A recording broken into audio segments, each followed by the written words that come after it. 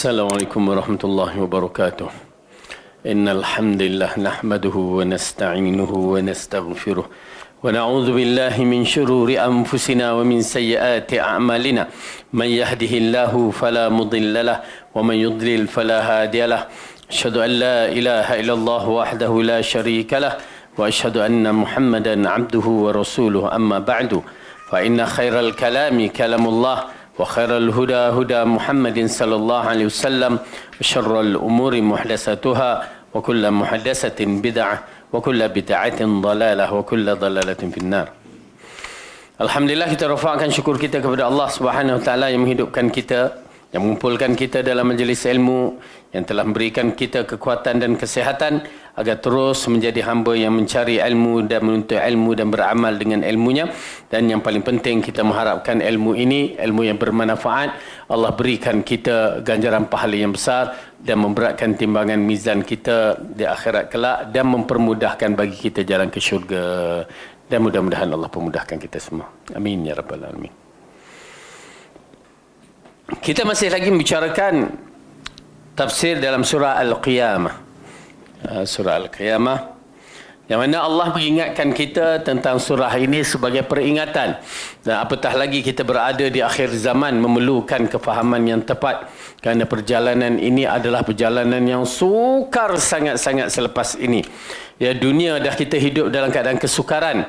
Ya, di akhirat nanti antara dua, inna hadainahu sabila imma syakira wa imma kafura. Sesungguhnya kami berikan kepada kamu jalan imma syukur ataupun kufur. Maka siapa yang memilih jalan kufur, susahlah dia di perjalanan akhirat.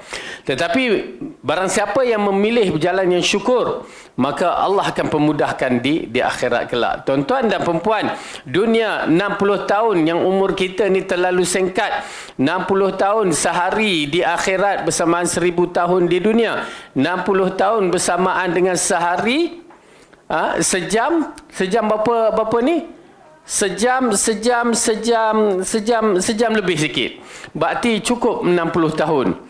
Subhanallah, kita bertemu dengan Allah sama ada kita kekal di dalam syurga ataupun kekal dalam neraka. Na'udzubillah min zalik. Orang yang cerdik, usia yang pendek ataupun usia singkat ini digunakan untuk kekal abadi di dalam syurga. Tetapi orang yang tidak cerdik, dia akan hidup mewah, hidup suka, hidup apa juga di dunia ni semata-mata untuk dikekal di neraka. Na'udzubillah min zalik. Oleh kerana itu, tuan-tuan dan perempuan, ya, kun fid dunya ka'annaka gharibun aw abiris sabil, kata Rasulullah sallallahu alaihi wasallam kepada Ibnu Umar. Jadilah kamu di dunia ini sebagai apa? Sebagai seorang dagang ataupun orang asing ataupun ibnu sabil, ya, ataupun orang yang dalam perjalanan. Dalam perjalanan nak bawa apa? Banyak-banyak. Ya, kita tak bawa katil, tak bawa apa semua, dapur tak ada. Dalam perjalanan itu je yang kita bawa, diri kita. Alhamdulillah sekarang ada duit, senang beli barang, dah itu je. Itu pun kejap je. Okey, jadi oleh kerana itu persiapan hari kiamat ini adalah satu persiapan yang penting. Bergantung kepada kita sekarang ini. Bukan, jangan nak salahkan orang lain. Kita sekarang ini, kita yang akan memilih perjalanan kita baik ataupun buruk. Kalau kita pilih yang baik, alhamdulillah, syukur kepada Allah. Tetapi kalau kita pilih yang buruk, jangan salahkan sesiapa, salahkan diri sendiri, dan kita akan tanggung di akhirat kelak dengan apa yang kita pilih. Na'udzubillah min dzalik. Okey. Baik, kita sambung balik ayat ini. Saya bacakan daripada permulaan kerana kita baru ada mukaddimah yang ayat-ayat yang awal, ya. A'udzu billahi minasyaitonir rajim. Bismillahirrahmanirrahim. La uqsimu biyaumil qiyamah wa la uqsimu bin nafsil lawwamah. أيحسب الإنسان أن لن نجمع عظامه بلى قادرين على أن نسوي بنانه بل يريد الإنسان ليفجر أمامه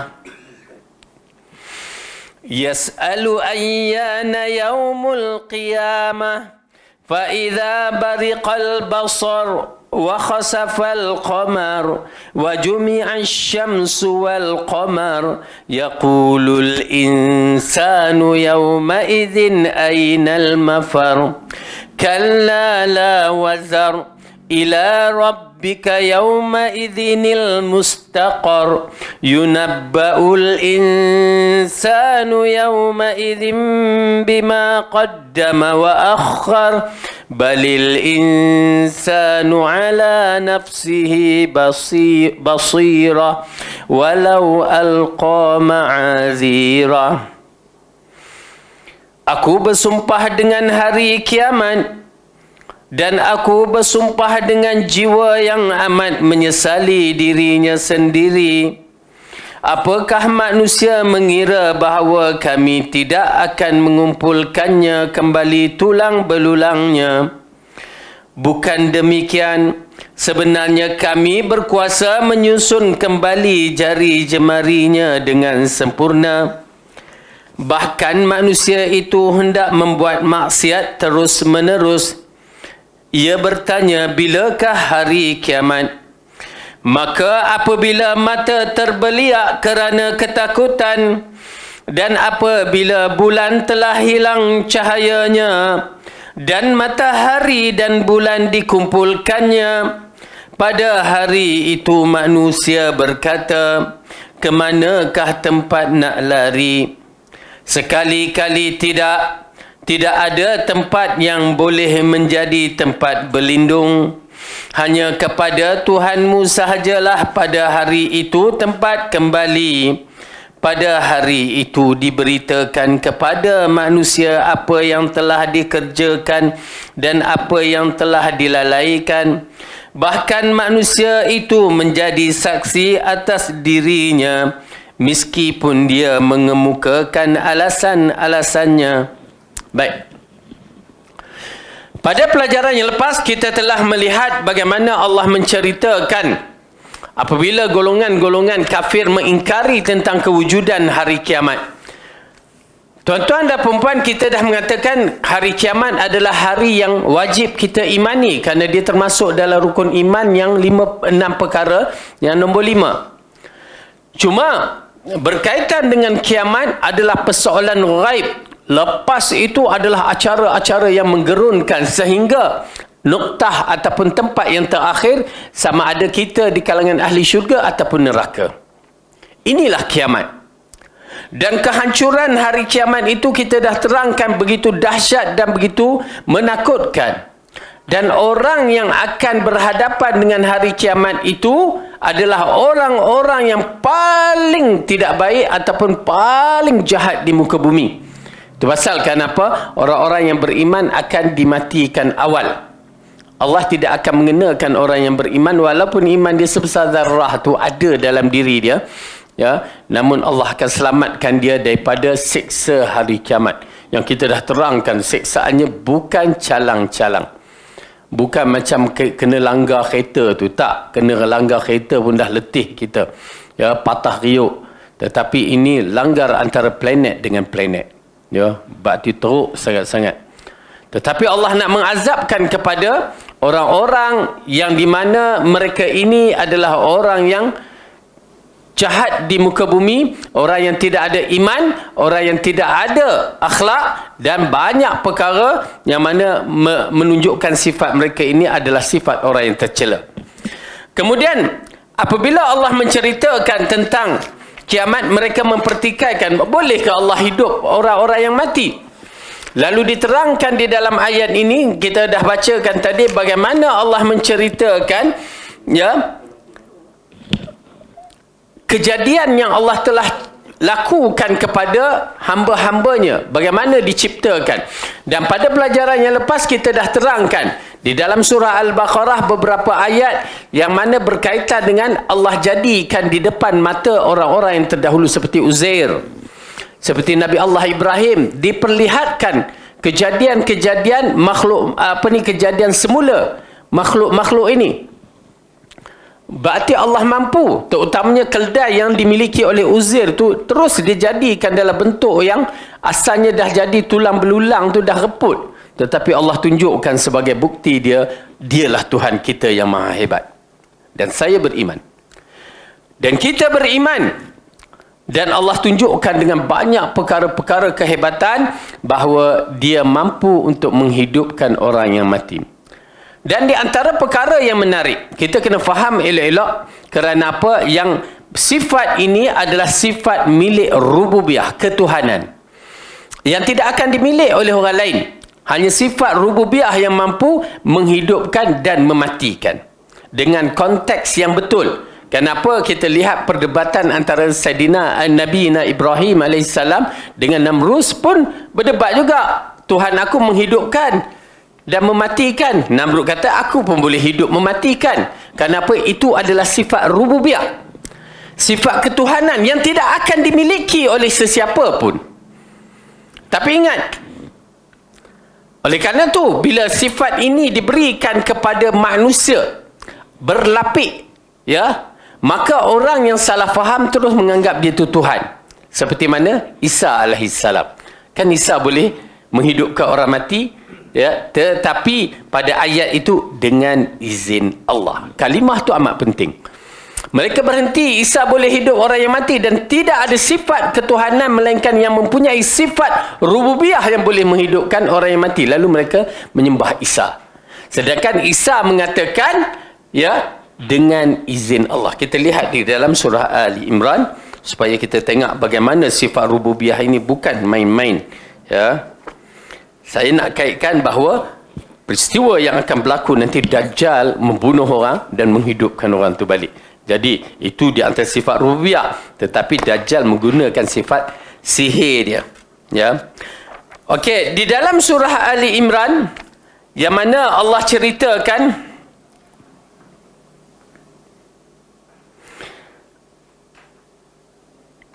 di antara ayat yang berkaitan dengan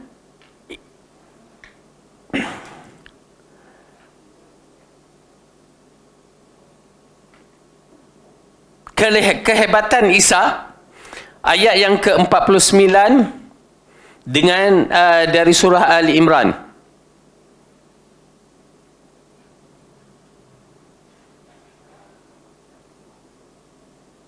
Okey, jumpa ya. Muka surat 56 ayat yang ke-49 juzuk ke-3 surah Ali Imran. A'udzu billahi minasy syaithanir rajim. ورسولا إلى بني إسرائيل أني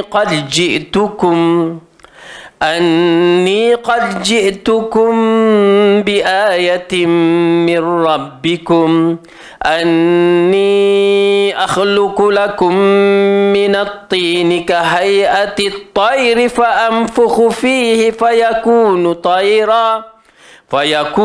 طيرا بإذن الله وأبرئ الأكمه والأبرص وأحيي الموتى بإذن الله وأنبئكم بما تأكلون وما تدخرون في بيوتكم إن في ذلك لآية لكم إن كنتم مؤمنين.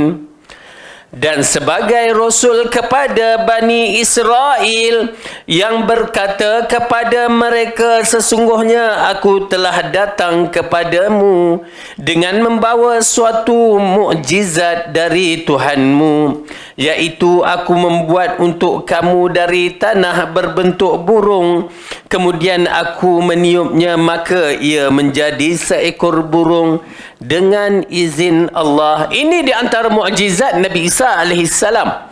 Ya, dia bentukkan burung tu dari tanah liat tu, ya. Lepas tu dah jadi bentuk burung tu, dia tiup, ya, dengan izin Allah, menghidupkan binatang begitu. Ya, bukan sebarangan, melainkan ada sifat yang Allah berikan begitu hebat. Tetapi kita menyaksikan Isa tidak akan mampu membuat itu semua kalau tanpa izin Allah. Kalimah ini amat penting. Okey. Kemudian Allah katakan lagi,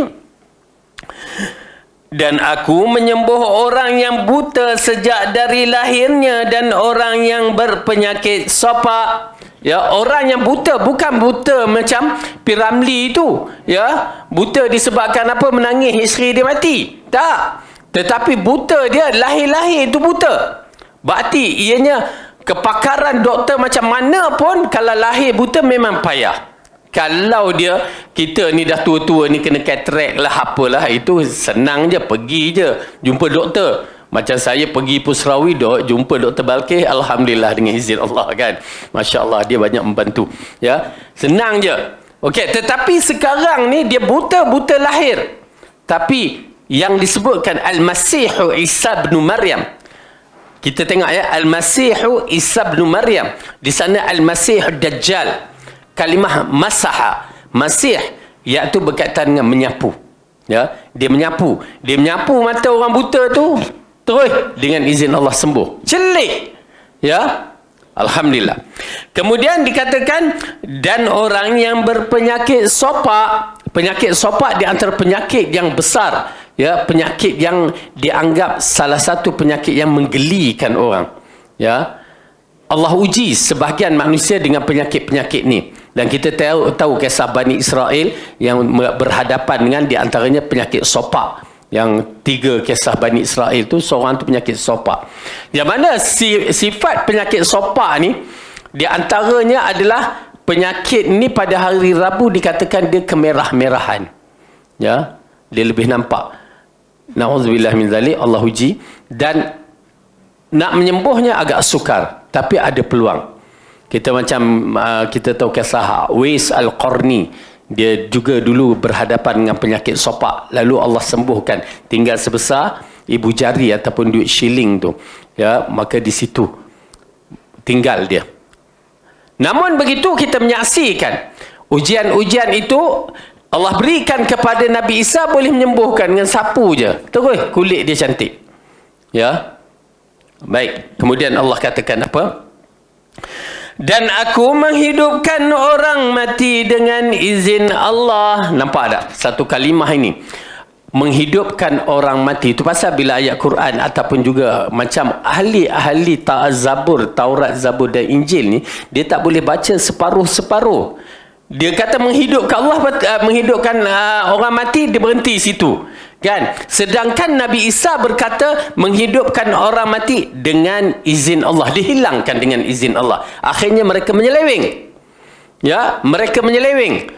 Oleh kerana itu para ulama kita di kalangan ahli Islam kena berhati-hati bila membaca Quran, membaca hadis, jangan terhenti had separuh. Bila terhenti had separuh, itu penafsiran dia ikut suka dia, ikut akal dia. Dahlah berhenti kat separuh, tafsir ikut akal. Sedangkan kita baca biar habis dan tafsir mengikut 3 kurun yang terbaik dan menggunakan hadis-hadis yang sahih dan pemahaman yang terbaik. Itu kaedah kita. Okey, jadi di sini menunjukkan kepada kita bahawa Nabi Isa boleh menghidupkan orang mati dengan izin Allah. Baik.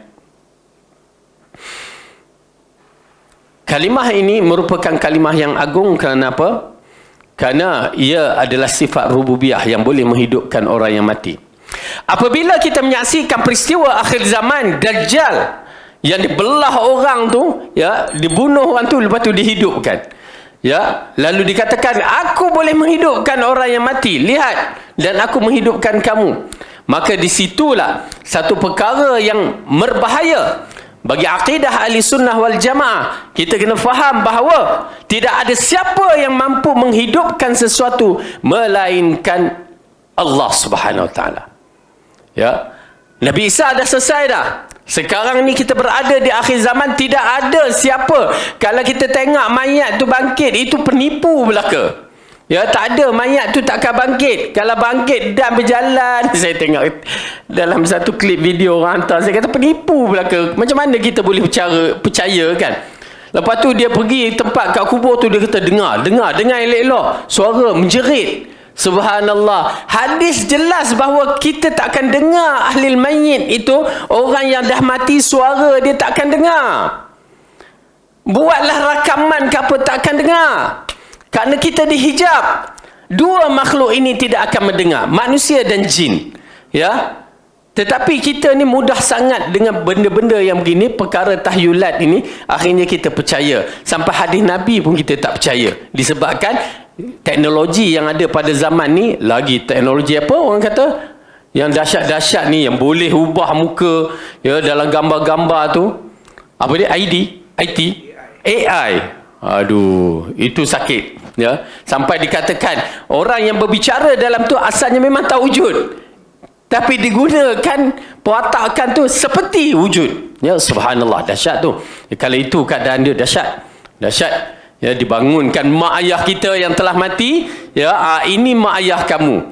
Ya, dikatakan dalam telefon ke apa ke, aduh, sakit kita dibuatnya. Ya. Oleh kerana itu iman yang tetap, yang kukuh mesti ada dalam jiwa kita. Beriman kepada Allah berkaitan dengan kerububiahan Allah. Kena kenal siapa dia Allah, supaya kita tidak terjebak dalam masalah syirik-syirik yang akbar begini. Ya, baik. Kemudian Nabi Isa mengatakan apa? Dan aku kabarkan kepadamu apa yang kamu makan dan apa yang kamu simpan di rumahmu. Sesungguhnya pada yang demikian itu adalah satu tanda kebenaran kerasulan bagimu, jika sesungguhnya kamu betul-betul beriman. Dengan arti kata lain, Nabi Isa ada maklumat ataupun dikatakan diberikan wahyu tentang apa yang kita makan. Kita ni nak tahu makan apa, tunggu sendawa. Bau tempoyak, kamu makan tempoyak. Bau durian, kamu makan durian. Itu. Tetapi Nabi Isa dia tahu dengan izin Allah. Semuanya dengan izin Allah. Alhamdulillah. Akidah kita adalah beriman dengan keajaiban itu, hatta karamah ataupun mu'jizat dengan izin Allah. Supaya kita berlapik. Kenapa kita tak jadi seperti orang-orang yang taksub, oh itu dia karamah kan. Hanya dia guna sihir, dia diberikan istidraj, ya, akhirnya menyebabkan kita tersesat, hilang tauhid rububiyah, hilang tauhid uluhiyah, dan akhirnya kita menjadi penganut kepada penyembah-penyembah makhluk. Mula kita memuja Tok Guru sampai tahap ketuhanan. Nauzubillah min dzalik. Baik. Nampak tak ya? Jadi ini mengisyaratkan kepada kita Allah mampu menghidupkan yang mati. Ya, sama ada secara direct, tak direct, semuanya Allah mampu menghidupkan. Baik, setelah itu kita dah melihat ayat-ayat ini, dan saya mengingatkan bahawa Dajjal akan menggunakan kebolehan dia sedaya upaya. Ya, sedaya upaya dia akan menggunakan sihir dia untuk menipu kita. Dan masalahnya waktu apa yang lagu Coldplay, apa kumpulan tu, penyanyi tu yang kat tu, apa dia, Abu Talha buat-buat tak tahu pula. Ya, kita lihat bagaimana yang mengikutnya begitu ramai orang Melayu kita kan.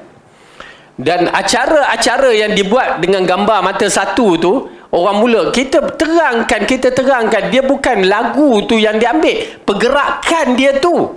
Sampai mereka kata, oh, ustaz tak boleh sebarkan ustaz, apa seni kata belakang tu lain. Tetapi perbuatan dia tu, pergerakan dia, saya terus ambil, saya forward pada seorang yang bisu tu. Mak dia, saya kata tolong tanya kepada anak yang bercakap bahasa isyarat, apa yang dibuatkan perwatakan patung apa ni yang pakai mata satu tu. Budak tu tulis, dia kata memang menyeru kepada penyembahan Tuhan Dajjal tu. Bahasa isyarat.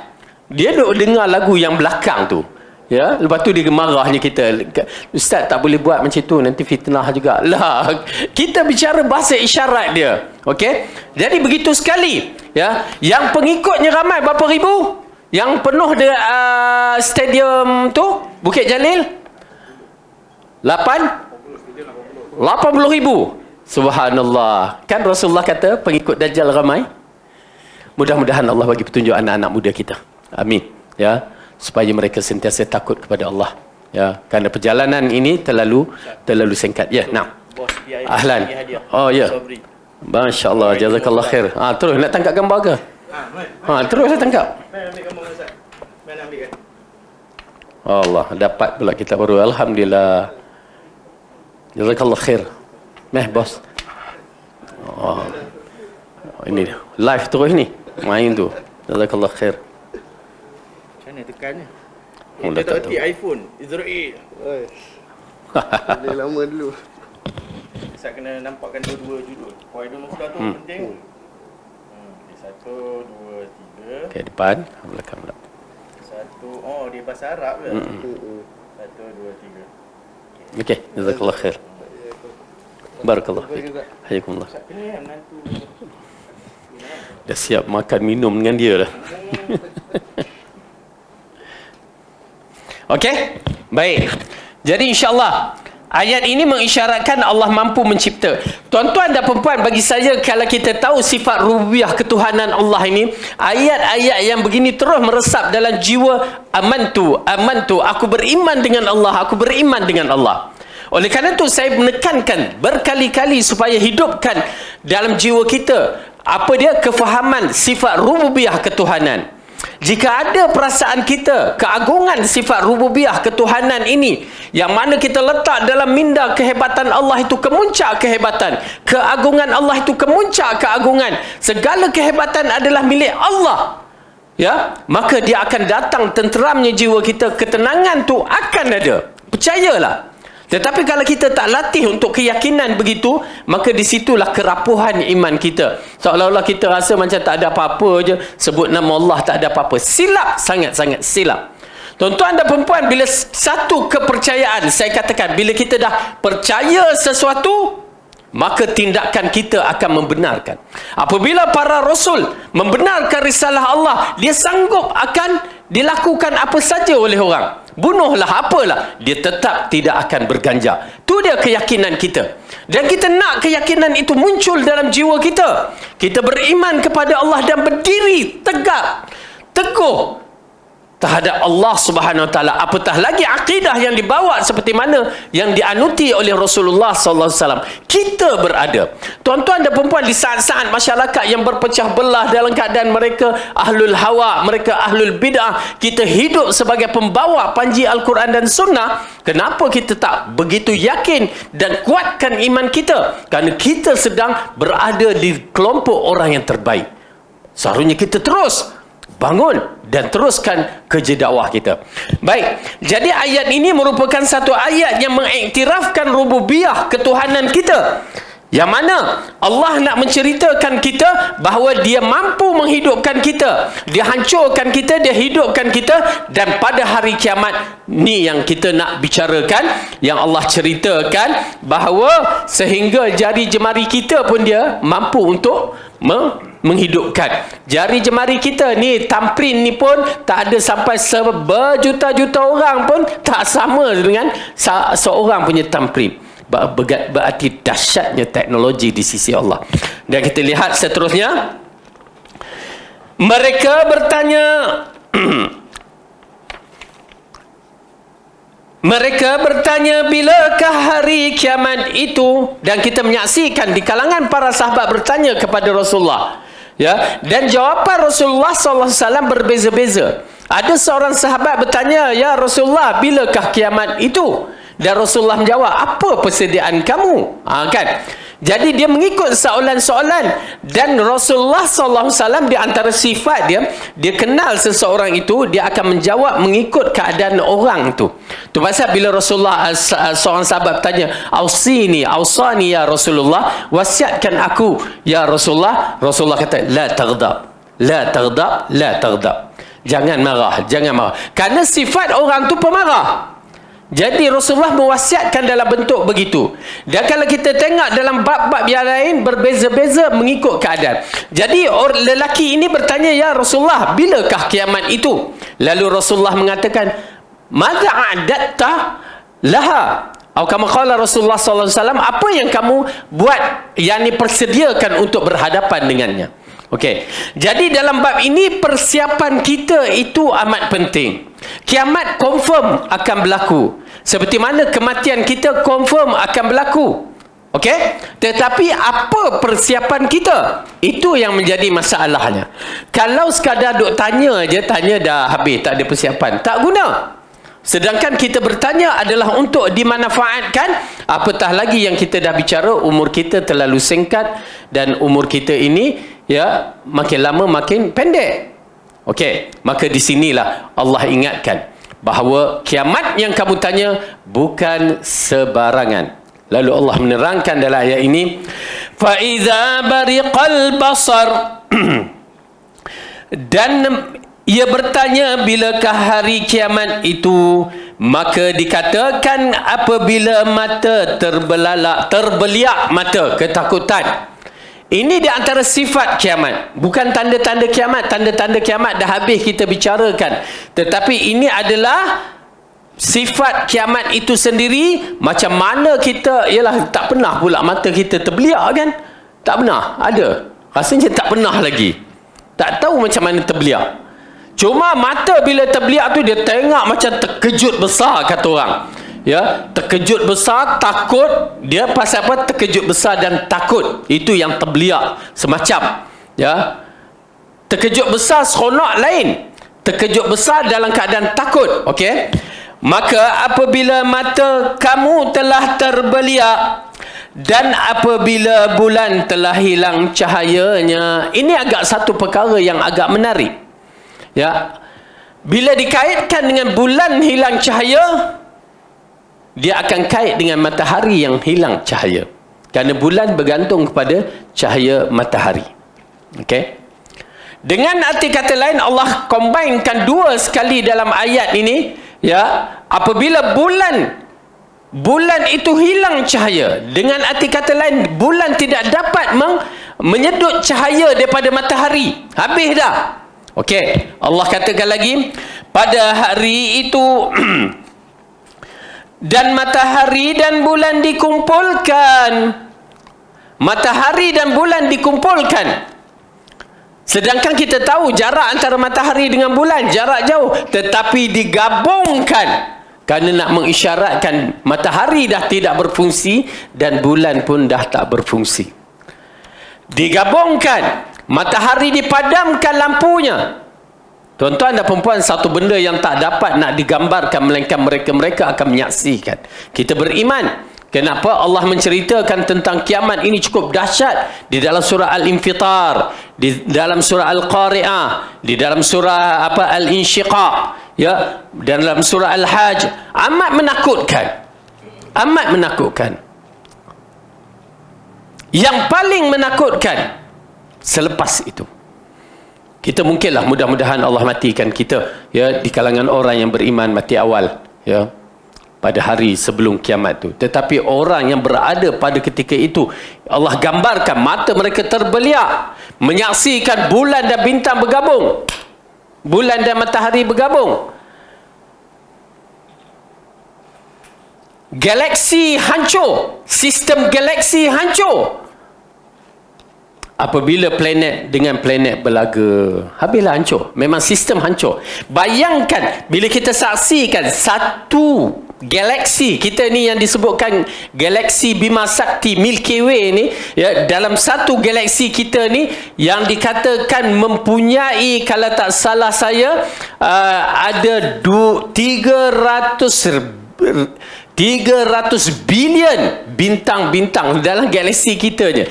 300 bilion bintang-bintang. Itu anggaran. Bagaimana agak? 300 bilion bintang-bintang. Ambil beras, satu beras tu, satu pack beras 10 kilo tu letak.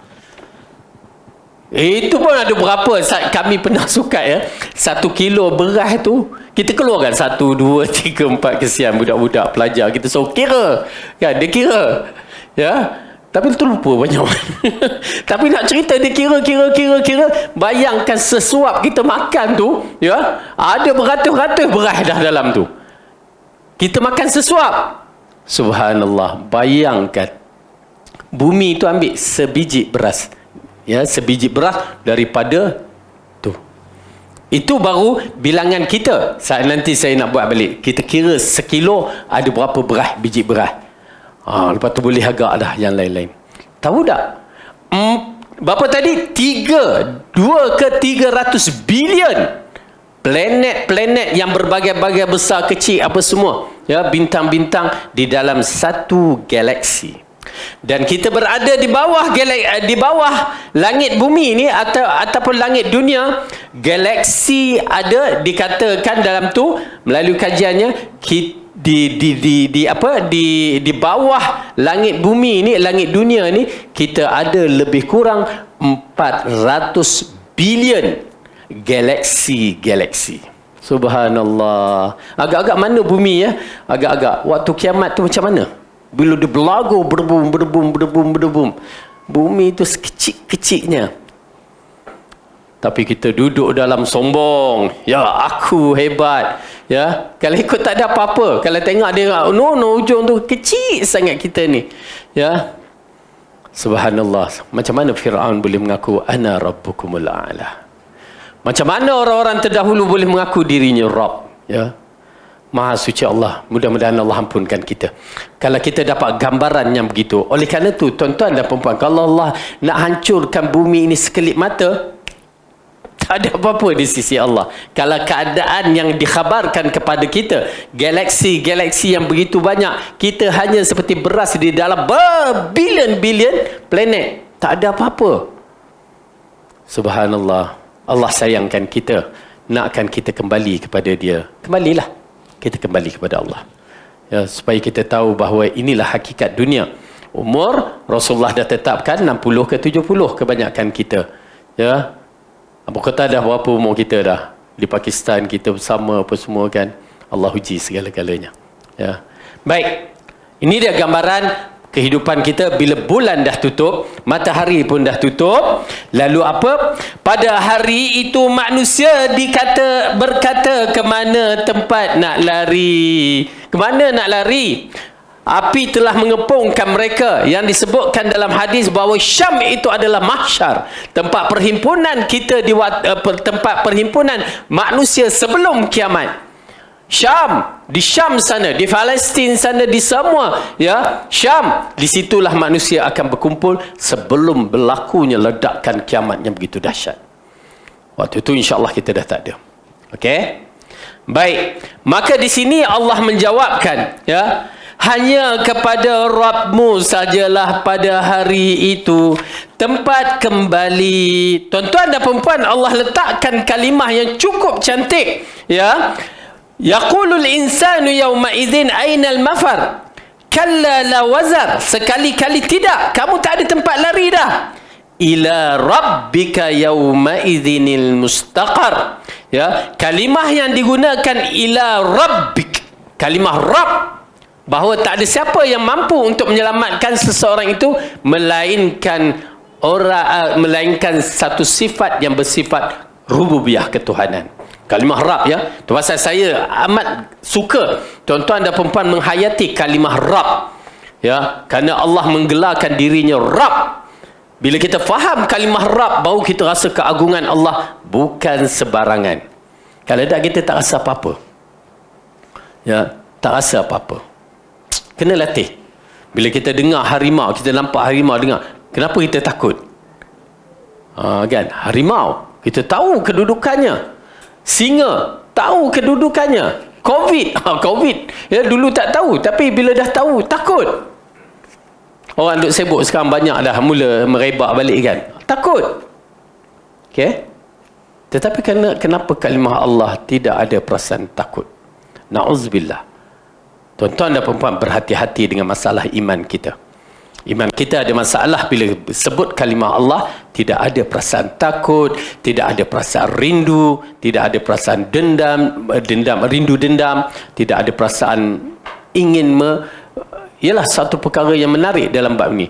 Jadi insya-Allah kita cuba fahamkan kalimah Rabb ini permulaan, lepas itu tuan-tuan dan perempuan akan menyaksikan bila disebut kalimah Allah, disebutkan Al-Quran, sensitif, jiwa kita akan jadi lembut sangat-sangat.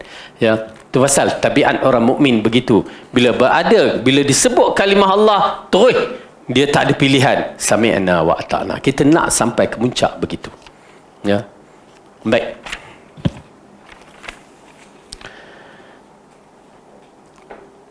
Lalu Allah mengatakan, hanya kepada Rabbmu sajalah pada hari itu tempat kembali. Maksudnya kita tidak ada pilihan bahawa pada hari itu manusia semuanya akan berkumpul kepada Allah. Ya, dan Ibn Katsir mengatakan bahawa hanya kepada Tuhanmu sahajalah hari itu tempat kembali, yakni tempat berpulang dari terminal terakhir. Masya-Allah.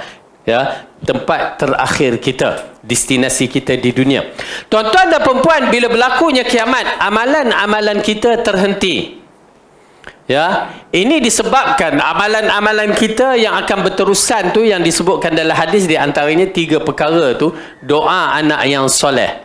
Selagi kita ni didoa anak kita, cucu kita, cicit kita, lepas cicit apa? Ialah keturunan piat apa semua tu, ya, insya-Allah kita akan mendapat ganjaran pahala. Sedekah jariah yang kita berikan, berterusan perjalanan sedekah tu, misalnya masjid ke madrasah kita bina tu, berterusan orang pakai, ya, kita dapat pahala, alhamdulillah. Dan juga ilmu yang bermanfaat, sewaktu kita ajar orang ambil manfaat, tak kiralah ilmu agama ke ilmu dunia, ya, kita ajar kepada orang yang boleh memanfaatkan sistem khalifah di muka bumi ini, maka kita akan dapat pahala. Itu sewaktu selepas kita mati dan masih lagi berada di alam barzakh. Namun bila kiamat berlaku, dia terhenti. Kerana apa? Kiamat adalah penutup amalan-amalan kita yang berterusan ini. Dia dah tak ada dah. Dia tak, lepas je kiamat, oh boleh berterusan lagi amalan pahala. Tak, dia dah stop dah. Siapa lagi yang nak ambil ilmu kita, beramal dengan ilmu kita? Anak pun dah mati dah. Semua dah tak ada. Maka terhenti. Dan jarak antara kehancuran alam semesta ini, ya, hancur, memang hancur. Saya tak dapat nak gambarkan. Saya hanya boleh bicara melalui keimanan dan keyakinan saya. Saya pernah tengok dalam ada satu permainan tu kan, dia buat macam salji, dia picit benda-benda putih tu pun. Tahu tak, saya bila tengok tu saya teringat macam mana planet kita ni berlaga antara satu sama lain. Ya, dia yang ditekan tu, dia pusing tu, benda tu pun berlaga-laga. Subhanallah. Habis dunia, alam semesta habis. Illa man rahimar rabb, melainkan apa yang Allah kata terpelihara tu je. Berapa lama? Lalu Abu Hurairah meriwayatkan hadis ini. Sesungguhnya di antara 2 tiupan sangkakala. Sangkakala yang pertama adalah sangkakala yang menghancurkan. Dan sangkakala yang kedua adalah sangkakala yang menghidupkan. Dan sifatnya berbeza. Sangkakala pertama ditiupkan dalam keadaan yang kasar yang dikatakan. Sangkakala yang kedua ini ditiup dalam begitu lembut untuk menghidupkan. Abu Hurairah mengatakan selama 40. Lalu sahabat bertanya, 40 apa? Tabi'in bertanya, 40 apa? 40 tahun? Abu Hurairah mengatakan, aku tak tahu. 40 hari, 40 bulan, aku tak tahu. 40 hari, aku tak tahu. Mereka terkejut, kenapa? Lalu Abu Hurairah mengatakan, begitulah aku mendengar dari Rasulullah SAW. Cantik. Saya suka sangat hadis-hadis yang berbentuk begini. Kerana apa? Dia nakalkan sebiji. Ya. Yang penting aku beriman hadis tu, aku tak tahu. Rasulullah tak tahu, aku pun tak tahulah. Cantik. Saya suka sangat hadis yang dinakalkan cara begitu. Kerana dia menambahkan keimanan kita dan kefahaman kita terhadap bagaimana para sahabat beriman dengan hadis-hadis Rasulullah SAW. Mereka tak banyak cakap. Kita je yang banyak cakap. Ya. Nama 99 nama Allah, nak cari yang satu tu. Kan nak kata apa ya? Dia nak cari, seharusnya 100, tak mana satu tu. Sibuk nak cari yang satu. Kita kata fokus kepada 99 untuk mengabdikan diri kepada Allah. Dengan amalan tawassul kita dengan asma Allah Al-Husna tu. Tak, dia sibuk nak cari yang satu. Itu dia. Ya, jenis orang yang ada penyakit dalam masalah hati. Ingat ya, kita kena berlatih. Bila bertemu dengan hadis terus, tak ada banyak cakap, beriman. Kerana orang yang bermasalah pada hatinya akan mempertikaikan hadis, mempertikaikan Al-Quran. Ini Allah ceritakan di dalam Al-Quran, ya, dalam surah Ali Imran juga. Saya amat suka di antara ayat-ayat ni. Dan di antara dalam ayat Baqarah, Allah bagi misal seperti anjing, Allah bagi misal seperti baudah apa. Orang yang masalah hati, dia akan kata, kenapa Allah bagi misal? La ilaha illallah. Kita kata, beriman je lah. Kenapa kamu nak mempertikaikan Allah? Macam dikatakan tentang dalam surah Al-Mudassir tu, kan? Bagaimana malaikat yang menjaga neraka tu, ya? Kenapa kamu nak mempertikaikan bilangan dia? Beriman je. Okey, saya bagi contoh. Di antara ayat yang menarik, ayat yang ke-7 dalam surah Ali Imran. A'udzu billahi minasy syaithanir rajim. هو الذي أنزل عليك الكتاب منه آيات محكمات هن أم الكتاب وأخر متشابهات فأما الذين في قلوبهم زيغ فيتبعون ما تشابه منه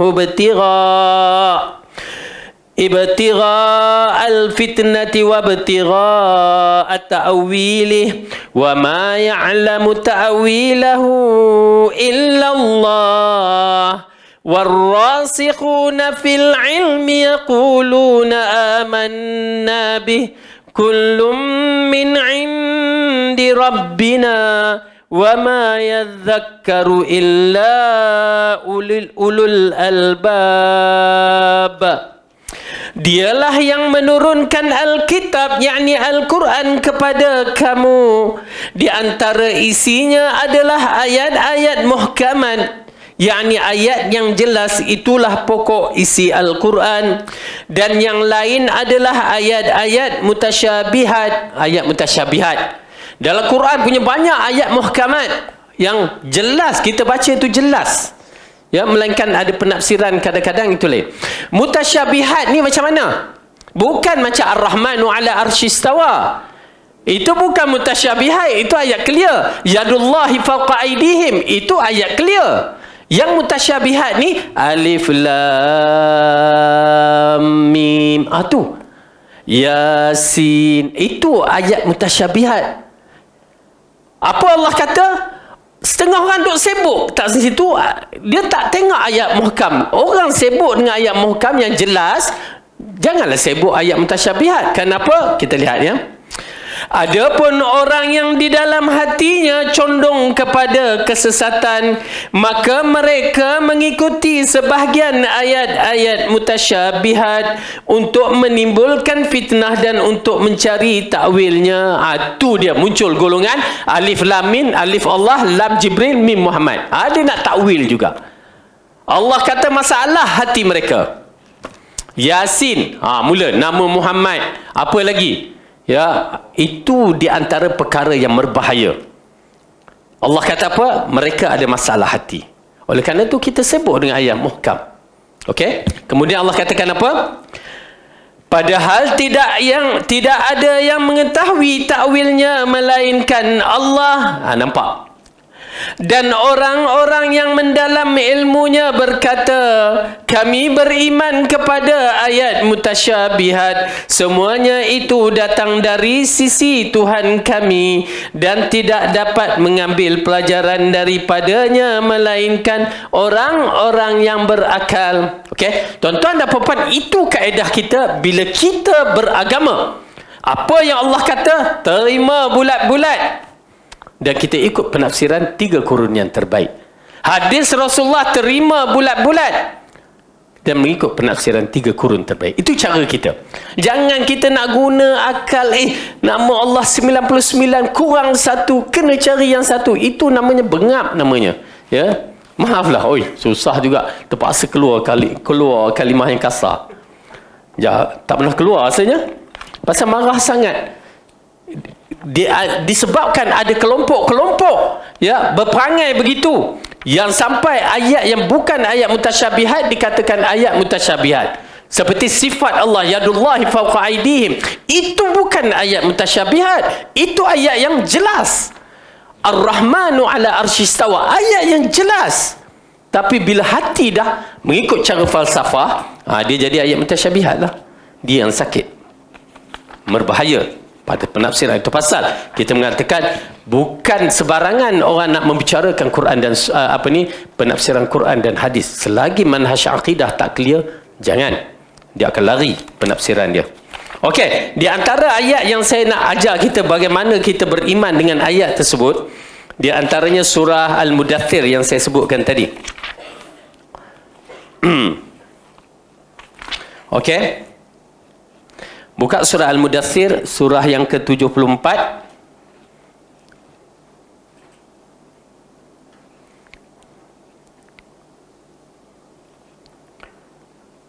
Ayat yang ke-26 kita mulakan. A'udzu billahi minasy syaithanir rajim. Sa'uslihi saqar wa ma adraka ma saqar. La tubqi wa la tadhar. Lawahatul lil bashar 'alaiha 19. Okey, ingat ya. Ayat 26. Aku akan memasukkannya ke dalam neraka Saqar. Tahukah kamu apakah neraka Saqar itu? Saqar itu tidak meninggal dan tidak membiarkan. Neraka Saqar adalah pembakar kulit manusia.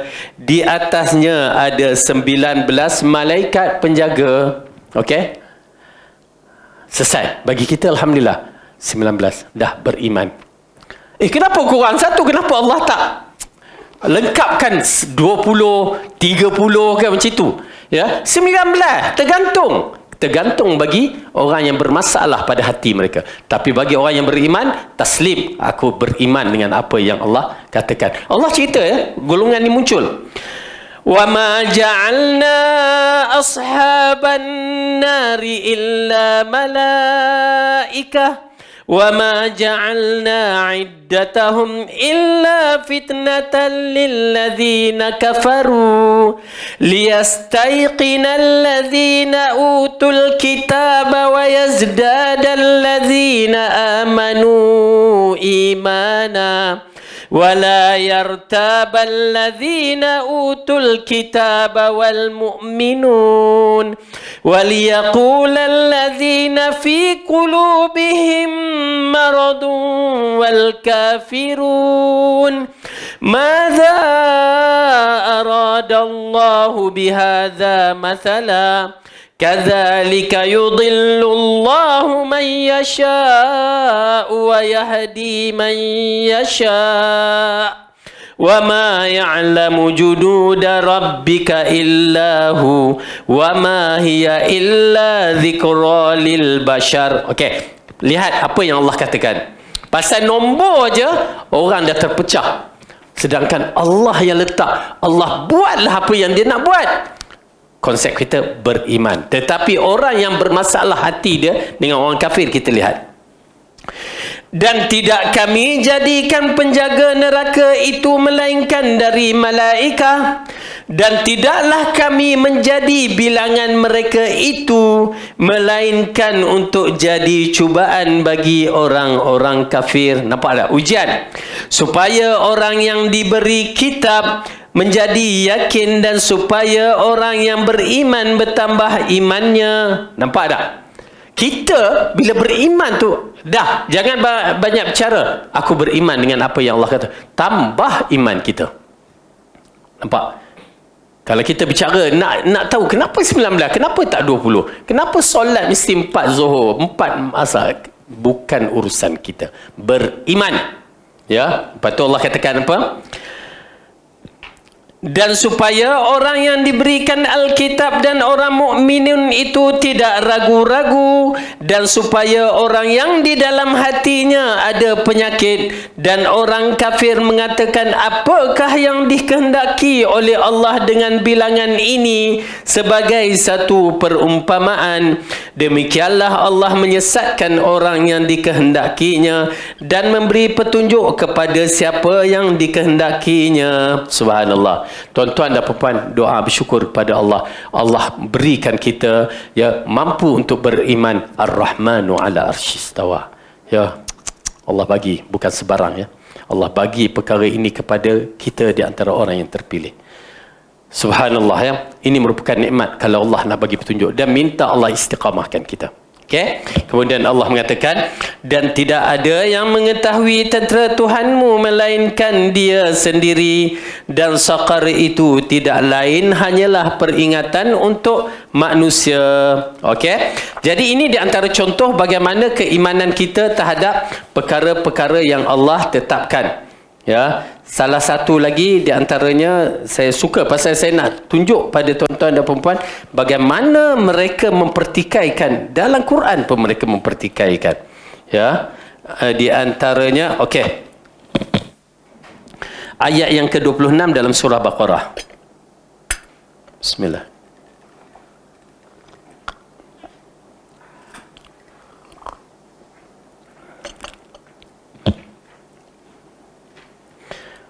أعوذ بالله من الشيطان الرجيم إن الله لا يستحيي أن يضرب مثلا ما بعوضة فما فوقها فأما الذين آمنوا فيعلمون أنه الحق من ربهم الله أكبر وَأَمَّا الَّذِينَ كَفَرُوا فَيَقُولُونَ مَاذَا أَرَادَ اللَّهُ بِهَذَا مَثَلًا يُضِلُّ بِهِ كَثِيرًا وَيَهْدِي بِهِ كَثِيرًا وَمَا يُضِلُّ بِهِ إِلَّا الْفَاسِقِينَ.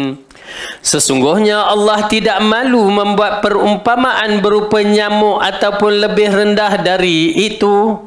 Allah misalkan nyamuk. Orang Arab jahiliah kata, kenapa? Tak ada benda lain nak bagi misal. Tapi orang beriman, apa konsep dia? As-samu wa ta'ah. Kenapa? Allah yang menjadikan. Dia nak bagi misal apa saja, kita terima. Kemudian Allah katakan, adapun orang yang beriman, maka mereka yakin bahawa perumpamaan itu benar dari Tuhan mereka. Tetapi mereka yang kafir mengatakan, apakah maksud Allah menjadikan ini untuk perumpamaan? Nampak tak? Orang kafir punya pendirian lain, orang yang beriman, iman itu yang menjadi teras dia. Terus aku beriman. Tuan-tuan dan perempuan, saya nakkan kita dalam bab-bab yang begini berkaitan dengan masalah akidah terutamanya. Apa jugalah bila datang Al-Quran dan As-Sunnah terus berdiri bahawa ini datang daripada Allah, sami'na wa ta'ana. Habis. Ini di antara perkara yang akan menyebabkan kita seperti gunung yang tegak, ya, tak berganjak. Ini dah.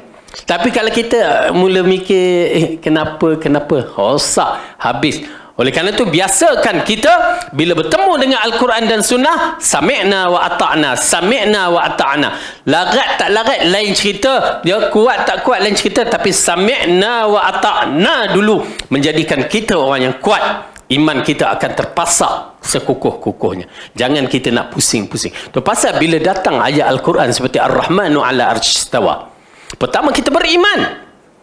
Bukan nak tengok mula kita nak takwil. Silap. Hatta bila kamu mentakwilkan, bila Allah disebut dalam hadis Allah turun ke langit bumi, kamu bagi misal seperti manusia, silap. Allah laisa kamitslihi syai'. Allah tidak serupa. Jangan diambil turun itu kalimah kamu. Turun di sisi Allah, biar itu urusan Allah. Layak bagi dia. Kalau kita ambil urusan macam kita turun tangga, turun lift apa semua, habislah hancur kita. Sedangkan Allah itu bersifat laisa kamitslihi syai'. Bila dia kata dia turun, kita beriman cukup. Tak perlu nak tafsirkan bagaimana, apa semua, itu bukan urusan kita. Okey? Jadi orang yang beriman ada keputusan dia sendiri. Bagi saya, ia merupakan satu ketegasan dalaman. Yang mana kita, bagi saya sebagai seorang yang beriman, tidak akan berganjak. Dah kita ulangkan bahawa tauhid yang dibawa oleh Rasulullah tidak ada was-was. Memang itulah yang dibawa. Yang mana kita anuti. Yang Rasulullah tidak pernah mengajar tauhid falsafah, tidak pernah mengajar Asy'ariyah, dan tidak pernah mengajar Maturidiyah. Habis, tutup kalam kita bahawa kami beriman seperti mana yang dibawa oleh Rasulullah. Kalau ada para sahabat beriman seperti tauhid Asy'ariyah wa Maturidiyah, janji kita semua ikut. Boleh? Boleh tak? Pasal tak ada. Pasal memang tak ada. Kelahiran mereka beratus tahun selepas kewafatan baginda. Bagaimana munculnya benda-benda yang begitu? Dan kita berdiri di atas tauhid yang dibawa oleh Rasulullah sallallahu alaihi wasallam. Boleh? InsyaAllah mudah-mudahan Allah bagi petunjuk kepada kita dan Allah berikan ketegasan iman di dalam jiwa kita di hari orang menjadi rapuh dalam bab keimanan. Wallahu a'lam bisawab. Yang baik itu datang daripada Allah, salah silap daripada saya sendiri. Aqulu qauli hadza wa astaghfirullah li wa lakum. Wassalamualaikum warahmatullahi wabarakatuh. Subhanakallahumma wa bihamdika asyhadu an la ilaha illa anta astaghfiruka